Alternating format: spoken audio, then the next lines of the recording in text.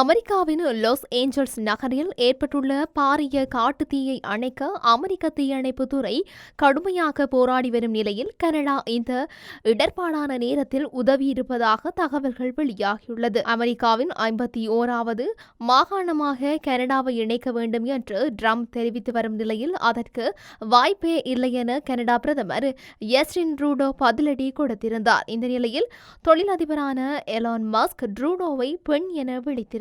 இவ்வாறு அமெரிக்கா மற்றும் கனடா இடையே மோதல் போக்கு ஏற்பட்டிருந்தாலும் அமெரிக்காவின் லாஸ் ஏஞ்சல்ஸ் நகரில் பரவிய பயங்கர காட்டுத்தீ காரணமாக லட்சக்கணக்கானோர் பாதிக்கப்பட்டுள்ளதுடன் இதுவரை 16 பேர் உயிரிழந்துள்ளதாக தகவல்கள் வெளியாகியுள்ளது. இந்த நிலையில் காட்டுத்தீயை அணைக்க அமெரிக்க தீயணைப்பு படையினர் போராடி வரும் நிலையில் தீயை அணைக்கும் பணியில் கனடா அரசுக்கு சொந்தமான விமானங்கள் அனுப்பப்பட்டதாக பிரதமர் ஜஸ்டின் தனது சமூக வலைதளத்தில் பதிவு செய்துள்ளார்.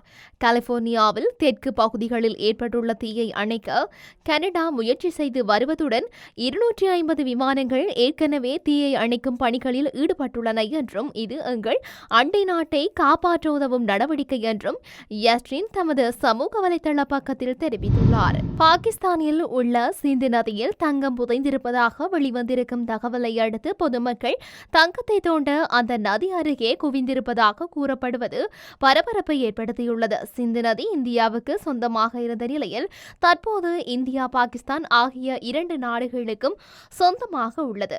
நதி நீர் பங்கீடு தொடர்பாக 2 நாடுகளுக்கும் இடையே ஒப்பந்தம் உள்ளது என்பதும் குறிப்பிடத்தக்கது. இந்த நிலையில் இந்த நதியின் அருகே அதாவது பாகிஸ்தானில் உள்ள பஞ்சாப் மாகாணம் அருகே 32 கிலோமீட்டர் ஆழத்தில் பல கோடி ஆண்டுகளுக்கு முன்பு டெக்டோனிக் பிளேட்டுகள் மோதி மலை உருவான போது அப்போது ஏற்பட்ட அரிப்பு காரணமாக தங்கள் துகள்கள் சிந்து நதியில் அடித்து வரப்பட்டு கொண்டு வரப்பட்டு இருக்கலாம் என்று கூறப்படுகின்றது. இந்த தகவல் அறிந்த மக்கள் சிந்து நதி நோக்கி படையெடுக்க தொடங்கியுள்ளதால் பெரும் பரபரப்பு ஏற்பட்டுள்ளது. இதையடுத்து பாகிஸ்தான் அரசு 144 தடை உத்தரவு பிறப்பித்துள்ளது.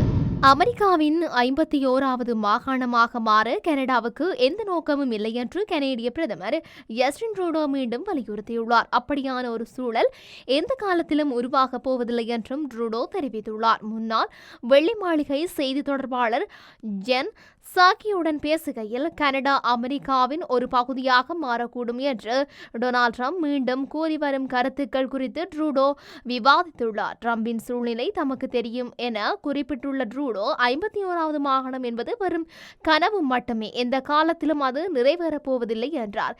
பெடரல் தேர்தலுக்கு முன்னதாக கருத்து கணிப்புகளில் அதிகரித்து வரும் செல்வாக்கின்மைக்கு ஆளான பிரதமர் ட்ரூடோ தனது லிபரல் கட்சி புதிய தலைவரை தெரிவு செய்து பிறகு மார்ச் மாதம் பதவி விலகுவதாக அறிவித்துள்ளார். இதனிடையே கனடாவை அமெரிக்காவுடன் இணைப்பது குறித்து ட்ரம்ப் சமீபத்தில் மீண்டும் கருத்து தெரிவித்து வருகின்றார். அது மட்டுமின்றி கனடா பிரதமர் சிறுபான்மைப்படுத்தும் வகையில் ஆளுநர் ட்ரூடோ என்றும் குறிப்பிட்டுள்ளார். ட்ரம்பின் அப்படியான கருத்துக்களை தாம் பொருட்படுத்துவதில்லை என்றே ட்ரூடோ ஞாயிறன்று தெரிவித்துள்ளார். மேலும் கனடா அமெரிக்காவின் சேராததற்கு ஒரு பெரிய காரணம் கனடியர்கள் அதை விரும்பவில்லை என ட்ரூடோ குறிப்பிட்டுள்ளார். கனடாவிலிருந்து வரும் பொருட்களுக்கு 25% வரிகளை அமல்படுத்தும் திட்டத்தை ட்ரம்ப் அறிவித்திருந்ததிலிருந்து ட்ரம்ப் மற்றும் கனடா இடையே மோதல் போக்கு அதிகரித்துள்ளது. ட்ரம்பின் இந்த நடவடிக்கை கனடாவின் பொருளாதாரத்தில் குறிப்பிடத்தக்க தாக்கத்தை ஏற்படுத்தும் என்பதுடன் பழிவாங்கும் வரி விதிப்புகளுக்கு வழிவகுக்கும் என்றே அஞ்சப்படுகின்றது. கனடாவில் வரும் எண்ணெய் மற்றும் எரிவாயுவுக்கு எந்த அமெரிக்கரும் 25% அதிகமாக செலுத்த விரும்பவில்லை என்றே ட்ரூடோ குறிப்பிட்டுள்ளார். காசாவில் ஹமாஸை முழுமையாக தோற்கடிப்பதற்கான ஒரு திட்டத்தை முன்வைக்குமாறு இஸ்ரேல் இராணுவத்திற்கு உத்தரவிட்டுள்ளதாக பாதுகாப்பு அமைச்சர் இஸ்ரேல் கட்ஸ் தெரிவித்துள்ளார். அமெரிக்க ஜனாதிபதி டொனால்ட் ட்ரம்ப் வெள்ளை மாளிகை கீழ் நுழையும் நேரத்தில் ஹமாஸ் அமைப்புடன் பணைய கைதிகள் ஒப்பந்தம் கையெழுத்திடாவிட்டால் இந்த திட்டம் நிச்சயம் செயல்படுத்தப்படும் என்று கட்ஸ் எச்சரித்துள்ளார். இதன்படி ஜனாதிபதி ட்ரம்ப் பதவியேற்கும் நேரத்தில் பணைய கைதிகள் ஒப்பந்தம் நிறைவேறவில்லை என்றார். காசாவில் ஹமாஸின் முழுமையான தோல்வி ஏற்பட வேண்டும் என பாதுகாப்பு அமைச்சர் கட்ஸ் கூறியிருக்கின்றார். இந்த நிலையில் ஜனவரி 20 அன்று ட்ரம்பின் பதவியேற்பிற்கு முன் ஹமாஸ் அமைப்பினரால் பிடிக்கப்பட்ட இஸ்ரேலிய பணைய கைதிகள் விடுவிக்கப்படாவிட்டால் நரகத்தை காண நேரிடும் என அவர் எச்சரித்துள்ளார். இவ்வாறானதொரு பின்னணியில் ஹமாஸால் பிடிக்கப்பட்ட பணைய கைதிகளை விடுவிப்பதற்கான ஒப்பந்தத்தை பெறுவதற்கான பேச்சுவார்த்தைகளில் சேர மொசாட் தலைவர் டேவிட் பார்னியவுக்கு இன்று இரவு தோஹா செல்ல பிரதமர் பெஞ்சமின் நெதன்யாகு அனுமதி வழங்க வாய்ப்புள்ளதாக தெரிவிக்கப்படுகின்றது. கத்தாரில் மத்தியஸ்தர்களுடனான பேச்சுவார்த்தைகளில் முன்னேற்றம் ஏற்பட்டுள்ள நிலையில் நெதன்யாகுவின் முடிவு வர வாய்ப்புள்ளதாக கூறப்படுகின்றது. இதன்படி நெதன்யாகு அனுமதி வழங்க முடிவு செய்தால் உயர்மட்ட குழு அடுத்த 24 மணி நேரத்தில் புறப்படும் என்று இஸ்ரேலிய மூத்த அதிகாரி ஒருவர் தெரிவித்துள்ளார். எனினும் ஹமாஸ் அமைப்பு இதுவரையிலும் இஸ்ரேலுக்கு உயிருள்ள பணைய கைதிகளின் பட்டியலை வழங்கவில்லை என்றும் சுட்டிக்காட்டப்படுகின்றது. தமிழகத்தில் 5 மாவட்டங்களில் இன்று கனமழைக்கு வாய்ப்புள்ளதாக வானிலை ஆய்வு மையம் தெரிவித்துள்ளது. தென்மேற்கு வங்கக்கடல் மற்றும் அதனையொட்டிய தென்கிழக்கு வங்கக்கடல் பகுதிகளில் வளிமண்டல கீழடுக்கு சுழற்சி நிலவுகின்றது. இதனால் மயிலாடுதுறை, தஞ்சாவூர், நாகப்பட்டினம், திருவாரூர், புதுக்கோட்டை ஆகிய மாவட்டங்களில் இன்று கனமழை பெய்யக்கூடும் என கணித்துள்ளது. மேலும் வேலூர், ராணிப்பேட்டை, திருவண்ணாமலை மாவட்டங்களில் நாளை கனமழைக்கு வாய்ப்பு உள்ளது.